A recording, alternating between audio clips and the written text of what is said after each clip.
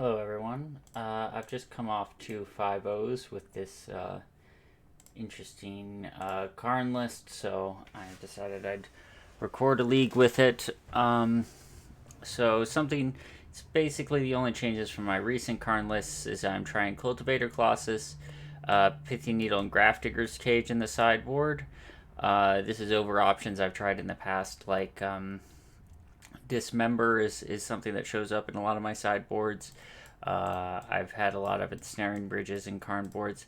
I think for the meta right now, one of the things I realized is really the deck I wanted Dismember for was Yogg, and I think Pithy Needle and Grafdigger's Cage being in the Karn board does more to help the Yogg matchup than having two random Dismembers in the board anyway. So if that's the matchup I want Dismember for, I might as well target it more specifically. It's generally a heavier Karn board. Usually I like to sit around 6 cards for the Karn board, but I don't know. I think all of them are currently quite impactful. I guess the least impactful is probably Pithy Needle, but I think, I've fetched it against Yogg, I've fetched it against Goblins, so, it's reasonable.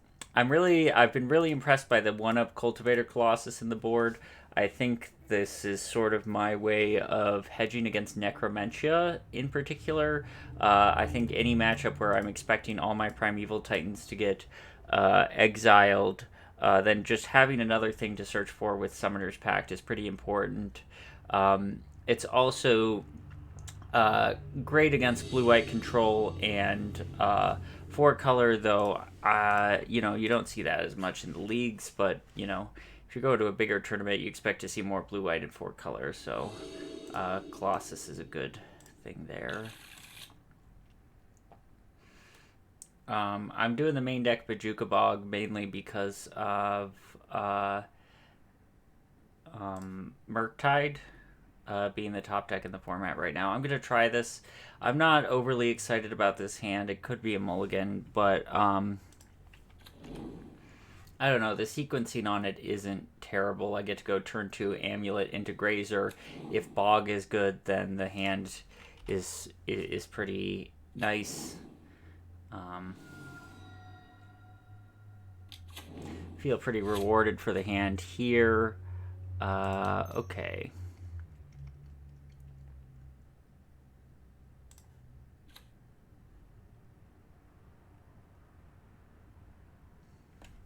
So we're in an interesting spot. I could go Castle into Celestia Sanctuary, bouncing Valakut, and that would set me up if I draw a bounce land to be able to Titan. But then if I don't draw a bounce land, it slows down the Titan. I think I'm okay with taking the slower route.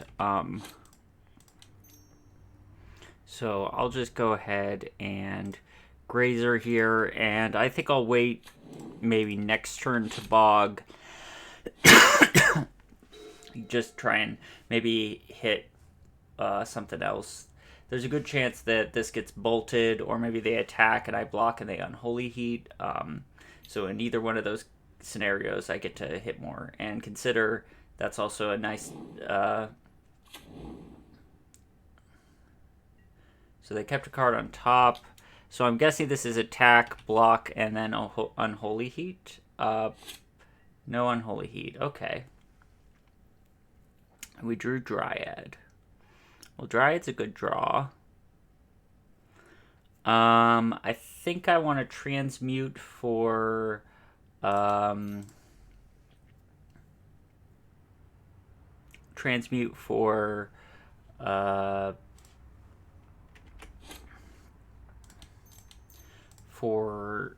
of Souls to make sure this Titan resolves, because if the Titan resolves and the Unholy Heat's off, I don't really think there's much they can do about that game 1. So yeah, so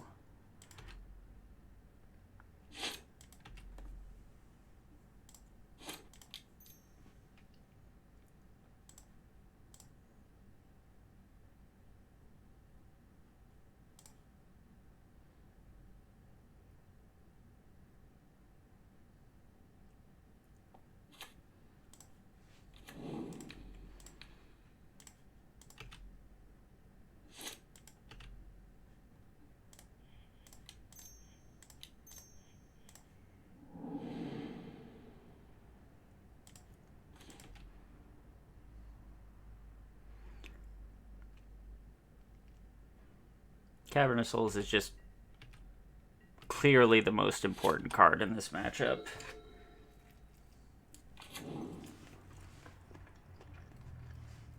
They do get dressed down and potentially subtlety post board, but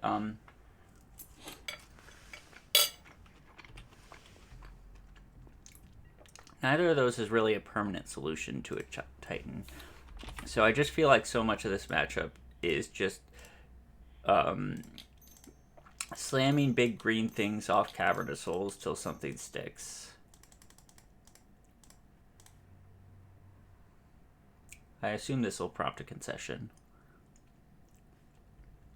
Yeah.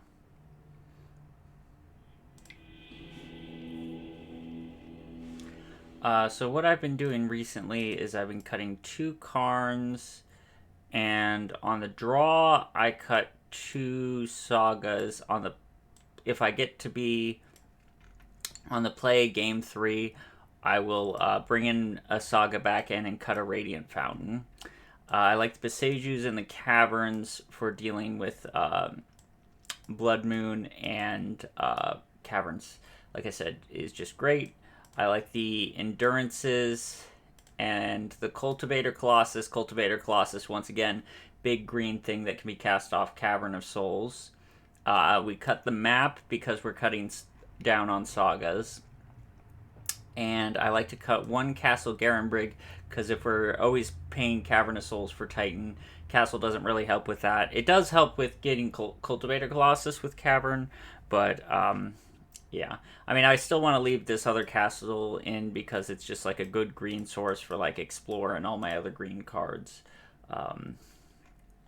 But yeah, I think this is the configuration I've been going with post sideboard. 2 Karns left in. I don't think Karn's particularly great in this matchup, especially when you don't have Ensnaring Bridge. Ensnaring Bridge kind of makes Karn okay in the matchup, but I'll keep this bottom Slayers. It represents a turn 2 Karn. But I do like Karn as just a little bit of extra threat density and a little bit of hedge against Magus of the Moon. We might get turn 2 Mooned here, which there's not really much we can do about something like that.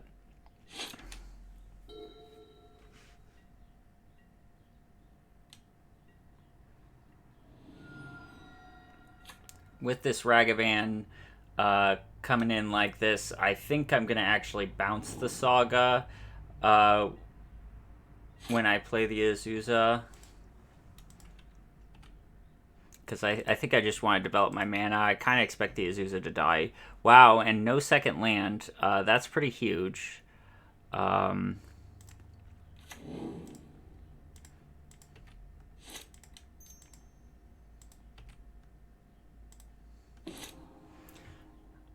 I mean, there's like the temptation to just go for the Karn right now, because once the treasures are shut off, the game's over. But there's just such a great likelihood that they have an answer for the Azusa, so... Well, they didn't. Okay. Well, we could have just probably just won the game there by resolving Karn, but I think we're still in a great position. On our turn, we can either Karn or Saga token plus Endurance.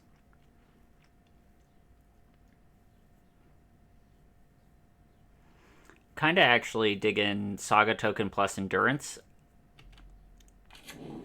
I think given the fact my opponent is stuck on mana, I really want to like make sure I'm blocking this Ragavan, and like a counter spell on the Karn would be pretty bad for us right now. Blood Moon. Okay. Well, if we can resolve this Karn, we're in pretty good shape.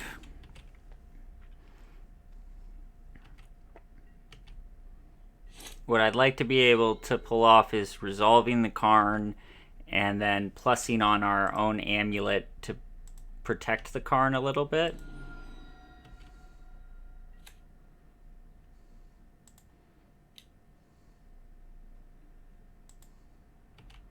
This is fine for us, as long as they don't hit basic island.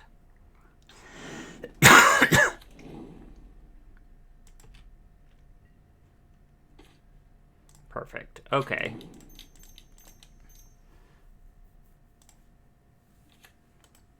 So, yeah.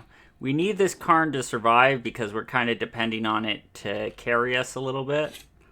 But it can also, it can grab Expedition Map for Basic Forest, which is pretty big.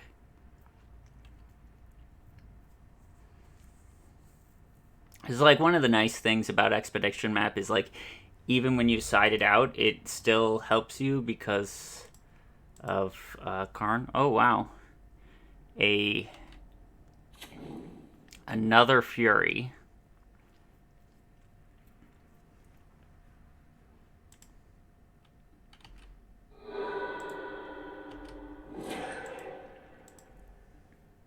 Well, that gets us pretty good.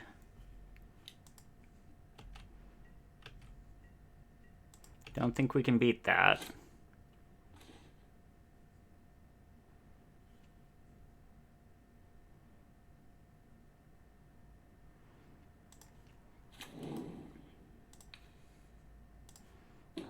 I mean, we're not completely out of the game because if we draw a basic forest, we have access to play Dryad and Endurance, and they're still stuck on mana. So we basically have 2 turns in which to draw a basic forest. Okay, there's one that's not a basic forest. So they won't have Counterspell up this turn, so if we can draw a basic forest here, we're still in the game. But after this point, Counterspell is going to be up, and that's kind of it. Yeah. Well, maybe if we draw a basic forest, we can lead with Grazer. It's possible that Grazer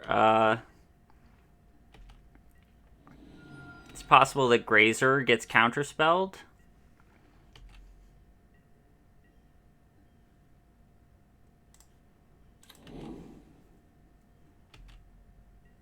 So basically at this point we're hoping our opponent makes a mistake.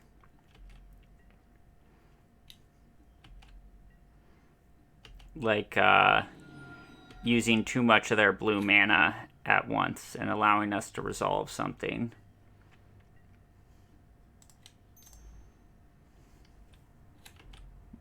Those Furies really got us. I think we were in good shape if it wasn't for the second Fury. I mean, at this point it's just over. It's all ogre now.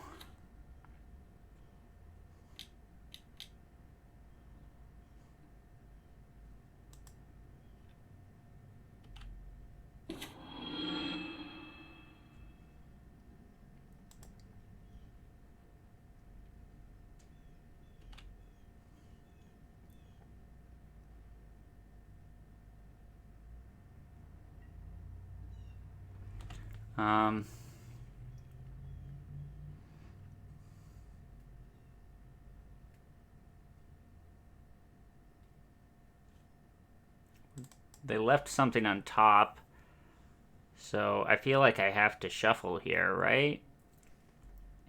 I mean, not that I have any chance whatsoever. I mean, I guess shuffling doesn't even work.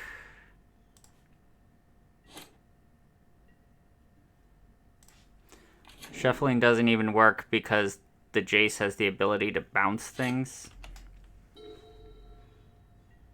I guess I'm just getting info now on my opponent's build. You know, see what cards I can see.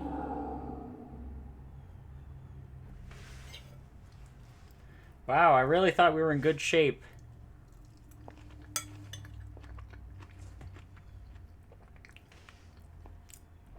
I guess it was correct for it to go for that turn 2 Karn. Yeah, I'll just concede here. If I had gone for the turn 2 Karn, I think I made the right play. But it is always sad when you know there's a play that you could have made that would have won you the game.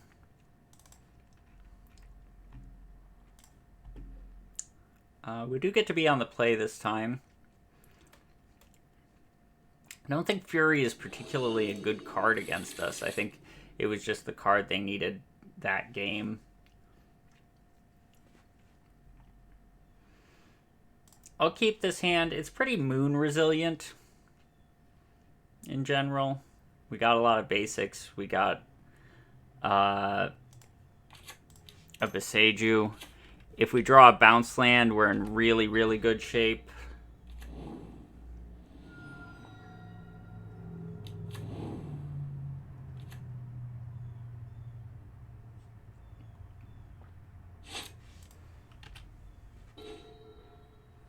Cavern's not a terrible draw either.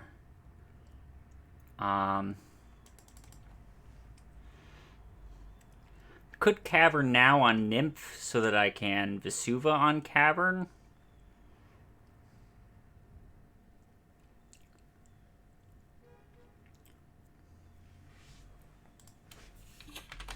I think I'm going to do that for a couple reasons. Number one, it allows me to Vesuva on Cavern. Number two, I feel like once I start getting Caverns down, I start pressuring my opponent to commit more to the board rather than like holding up interaction. Opponent light on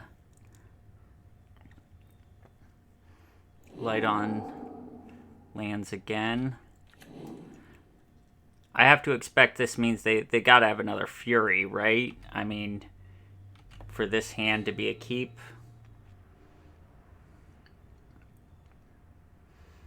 Okay.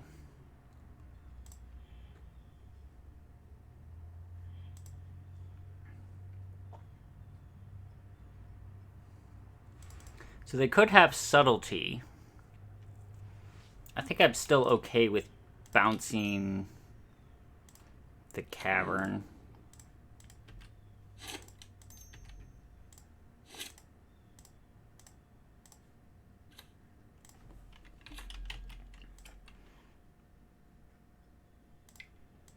So,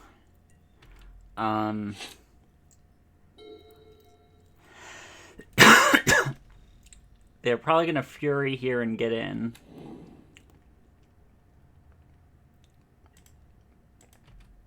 No Fury. Move to cleanup. Okay. Well, this sure smells like a dress down to me.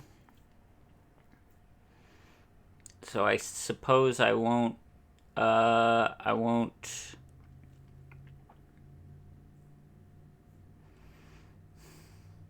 play into a dress down.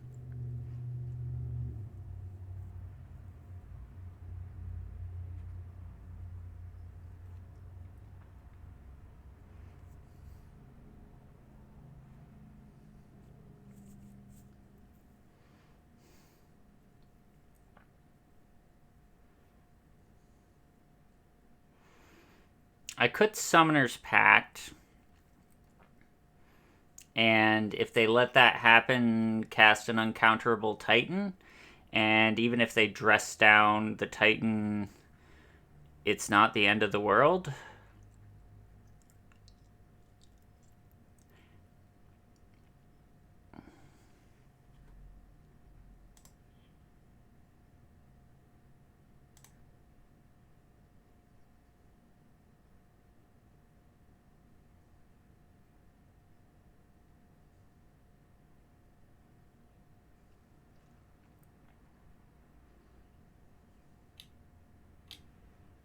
Well, that's perfect for us. Okay.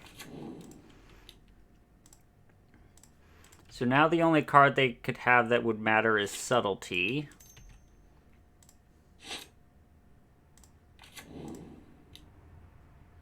But if they don't have Subtlety, I expect we will prompt a concession with this Cultivator Colossus.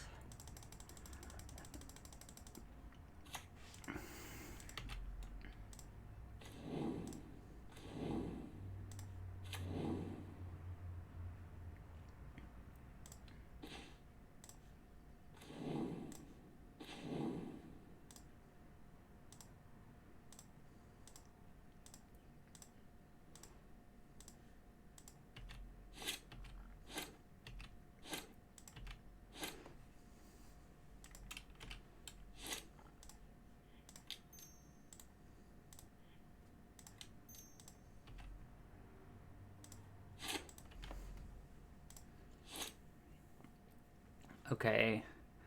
I think it makes sense here to me to... So I don't have to pay for a Summoner's Pack, so I might as well play down a Karn.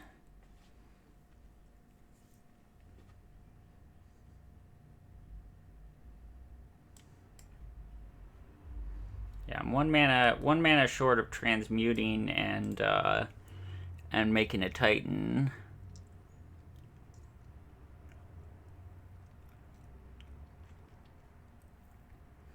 So I think I just want to like Karn, Tormod's Crypt, Amulet, Transmute. That uses up all my mana nicely. So yeah, get myself a Summoner's Pact.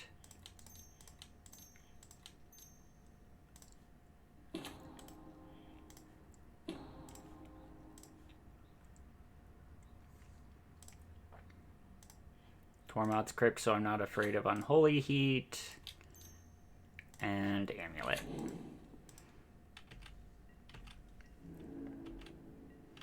We're not afraid of Blood Moon or Magus.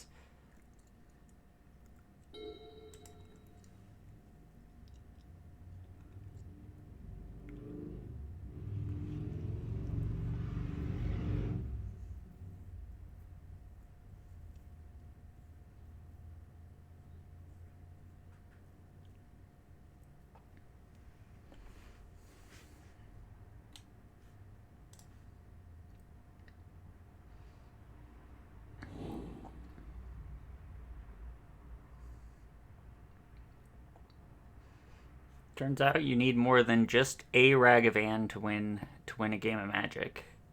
One Ragavan and one counterspell.